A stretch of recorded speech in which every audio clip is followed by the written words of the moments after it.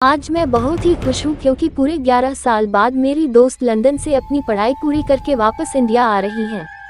जब वो लंदन से वापस आई तो सीधा मुझसे मिलने के लिए मेरे घर पे आ गई और आते ही मुझसे गले मिली। मैं भी उसे देखकर बहुत खुश हो गई। मैंने बोला, अरे रूबी, लंदन से कब लौटी? मुझे बताया भी नहीं, आज ही आई। तुम्हें सरप्राइज देना चाहती थी इसीलिए मैंने तुम्हें नहीं बताया। और बता, क्या हाल चाल है? घर में सब कैसे हैं?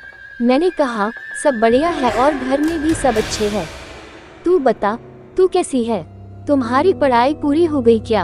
हाँ, मेरी पढ़ाई तो कंप्लीट हो गई और अब मैं हमेशा के लिए इंडिया वापस आ गई हूँ। अब हम दोनों मिलके खूब मस्ती करेंगे। मैंने कहा, ठीक है, पर आज तुम्हें मेरे घर पे खाना खाने के लिए आना पड़ेगा। वो बोली, जरूर आऊंगी, और है उसके बाद हम कहीं घूमने के लिए जाएंगे, कुछ तूफानी करेंगे, ठीक है ना? मैंने बोला, ठीक है। उसके बाद हम दोनों ने रात को खाना खाने के बाद हमारे गांव के पुराने मंदिर में घूमने के लिए गए। मैंने बोला, रूबी, क्या तुम्हें पता है ये मंदिर बहुत ही ज्यादा प्रचलित है?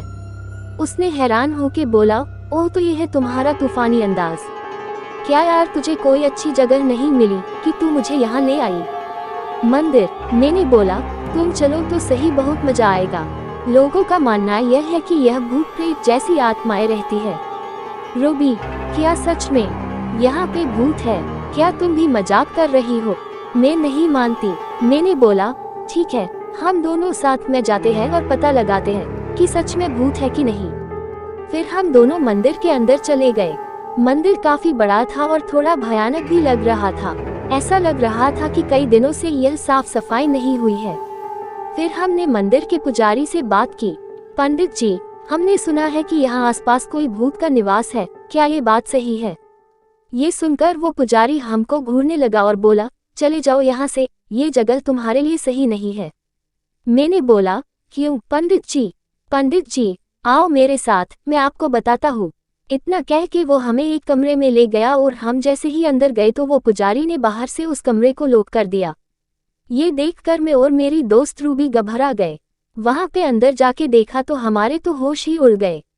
वहां उस रूम के अंदर कई सारे कंकड़ और कीड़े पड़े थे और बहुत ज्यादा गंदी बास आ रही थी।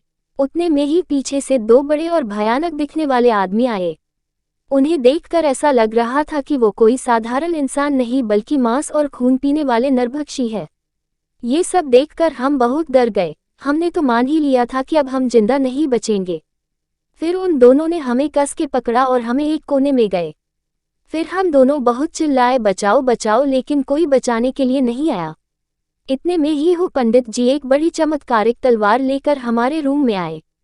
फिर उन तीनों ने रूम में आग लगा के मंत्रोच्चार करना शुरू कर दिया। हमने ये सब देखकर डर के मारे और ज्यादा जोर जोर से चिल्लाने लगे। ठीक उसी समय किसी ने बाहर से हमारे रूम का दरवाजा खटखटाया। दरवाजे की खड़खड़ाहट सुनकर उन तीनों ने रूम की आग बुझा दी और दूसरे कमरे में चले गए। हमने तुरंत ही उठकर उस रूम का दरवाजा खोल दिया। दरवाजे के सामने उस मंदिर के ट्रस्टी और आसपास के रहने वाले लोग खड़े थे। हम कुछ बोले उससे पहले उन लोगों ने हमें धमकाना शुरू कर दिया। तुम दोनों कौन हो? यहाँ मंदिर में चोरी करने के लिए आए हो? सच बताओ वरना हम पुलिस को बुलाएंगे। हमने सब सच बता दिया, लेकिन उन लोगों को हमारी बातों पे भरोसा नहीं हो रहा था, बल्कि उल्टा हमें डांटने लगे। तुम दोनों क्या बोल रहे हो? नशा करके आए हो क्या? ये मंदिर कई सालों पहले खंडेर हो चुका है, यहाँ कोई पुजारी नहीं है। अब चलो यहाँ से वरना हम पुलिस को बुलाएंगे। ये सुनकर हमारे तो होश ही उड़ गए, क्योंकि हमने अभी तक जो देखा वो कई इंसान नहीं बल्कि उनकी प्रेत आत्माएं ही।